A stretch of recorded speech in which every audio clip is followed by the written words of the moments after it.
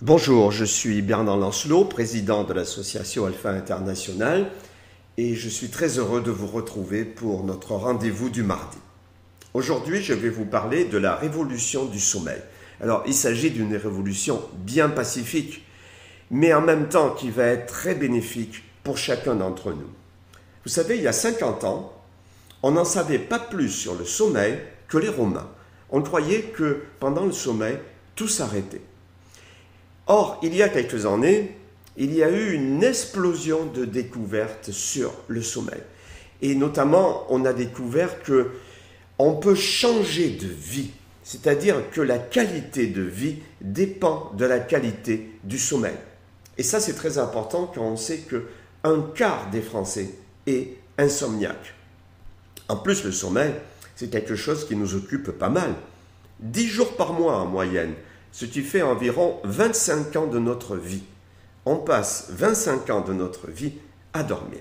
Alors, il s'agit de devenir des dormeurs champions. Pas de gros dormeurs, mais des personnes qui ont un sommeil d'une excellente qualité. Car le sommeil ne sert pas qu'à dormir, à se reposer. Notre cerveau travaille bien plus pendant le sommeil qu'à l'état de veille. Alors, voyons d'un point de vue pratique comment on peut devenir un dormeur champion. Souvent, les gens se réveillent le matin et ils sont plus fatigués que la veille au soir. Se lever, pour eux, correspond à une véritable corvée. Si le coq se lève en chantant, eh bien, eux, c'est pas du tout leur cas. Dans ce cas précis, il nous faut réapprendre à dormir.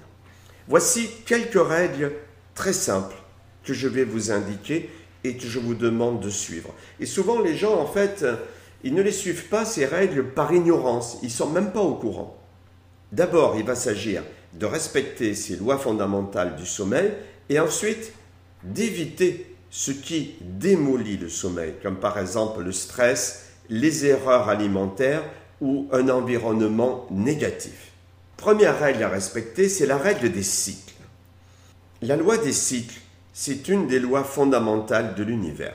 La nature opère toujours par cycle.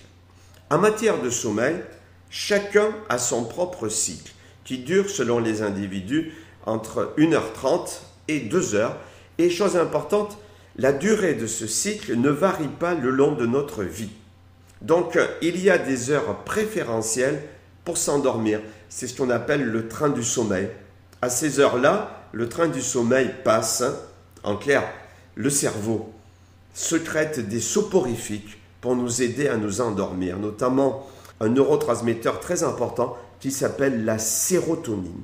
Et ces heures sont fixes, c'est-à-dire que le train du sommeil va passer toujours à la même heure, qu'on soit en vacances ou qu'on ait eu une dure journée de travail.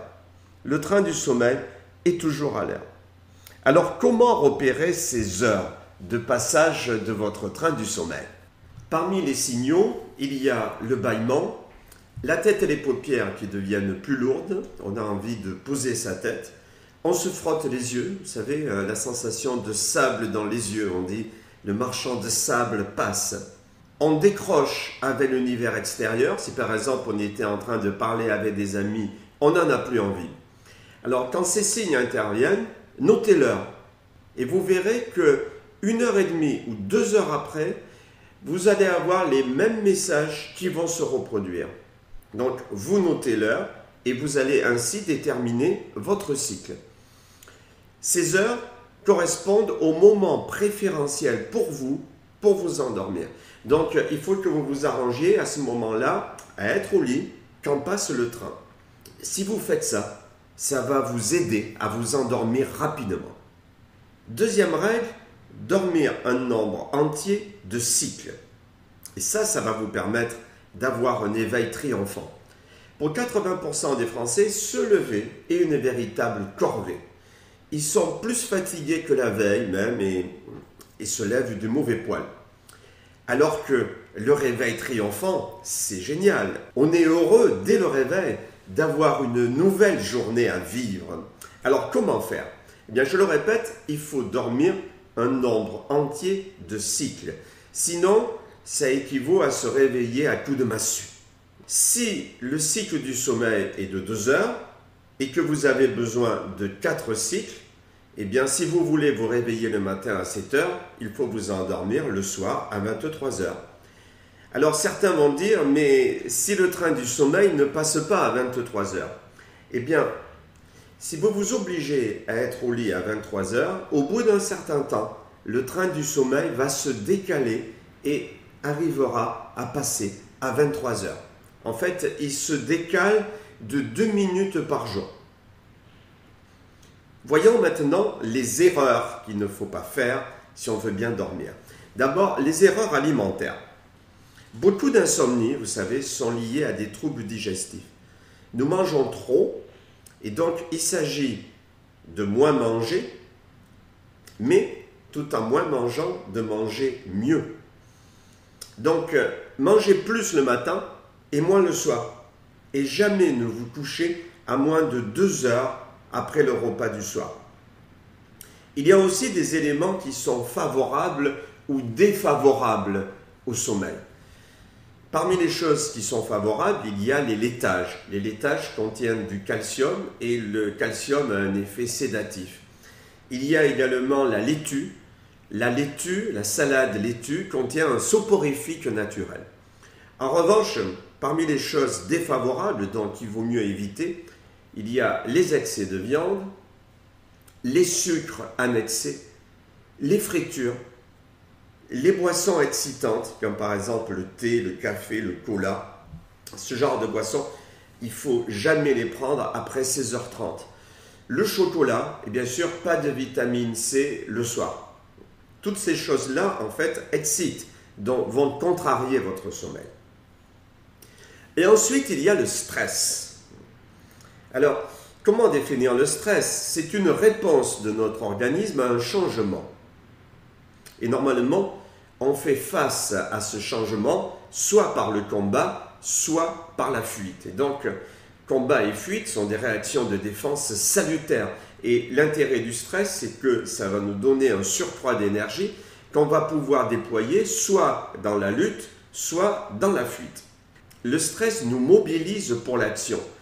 Et s'il n'y a pas d'action, eh bien, on va être quand même mobilisé, le corps va rester mobilisé en permanence et bien sûr, on ne pourra pas dormir. D'où l'utilité de ce que j'appellerais les armes anti-stress. Certaines que je vais vous citer là vont peut-être vous sembler anodines, mais sachez qu'elles sont toutes très efficaces. Premièrement, l'exercice. L'exercice est une forme d'action et donc ça permet d'évacuer le stress. Parmi les exercices que je vous conseille, il y a la marche, le jogging, ou si vous le pouvez, la natation et le tennis. Ensuite, deuxième arme anti-stress, la relaxation. La relaxation est très efficace parce que vraiment, cette technique annule tous les effets du stress. Quelqu'un qui arrive à relaxer complètement son corps, il se place dans un état physiologique qui est absolument incompatible avec le stress. Troisièmement, le rire. Ça, c'est un des moyens les plus agréables de lutter contre le stress. Le rire est un antidouleur. Il provoque une sécrétion d'endorphines naturelles. Et vous savez, si on prend les insomniaques, souvent ils sont tristes, ils cultivent les idées noires. Alors, moi je vous dis, les idées noires entraînent les nuits blanches. Alors qu'avec le rire, c'est tout autre chose. Vous savez, le comique français Raymond DeVos, il disait « Le rire est tellement important pour la santé qu'il devrait être remboursé par la sécurité sociale. » Quatrièmement, le sexe. Le sexe est un déstressant. Le dieu Eros est le meilleur ami des dieux Hypnos et Morphée. Si vous appliquez tous ces principes, vous allez avoir un sommeil d'une excellente qualité.